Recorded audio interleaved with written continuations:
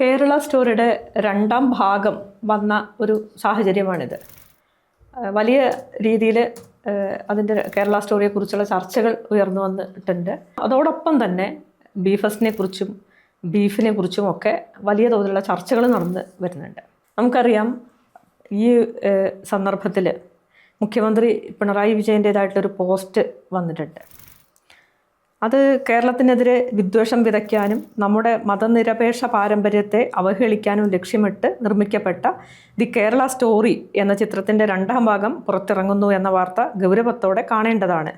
അങ്ങനെ തുടങ്ങിയിട്ട് ഒരുപാട് കാര്യങ്ങൾ പറയേണ്ട. കേരളത്തിൻ്റെ ദ റിയൽ കേരള സ്റ്റോറി വിളിച്ചു പറഞ്ഞുകൊണ്ട് ഒന്നാം ഭാഗത്തെ നമ്മൾ തള്ളിക്കളഞ്ഞു. അതുപോലെ കേരളത്തിൻ്റെ മേന്മകളെ കുറിച്ച് ഒരുപാട് പറയുന്നുണ്ട്.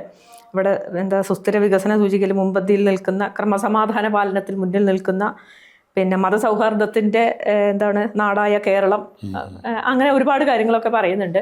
നമുക്കറിയാം, ഇവിടെ ആരാണ് പിന്നെ മതസൗഹാർദ്ദം തകർക്കുന്നത്, അല്ലെങ്കിൽ മതസൗഹാർദ്ദം തകർക്കുന്നതിന് കൂട്ടുനിൽക്കുന്നത് ആരെ എന്നുള്ളതൊക്കെ നമ്മൾ കേരള ജനത കണ്ടുകൊണ്ടിരിക്കുകയാണ്.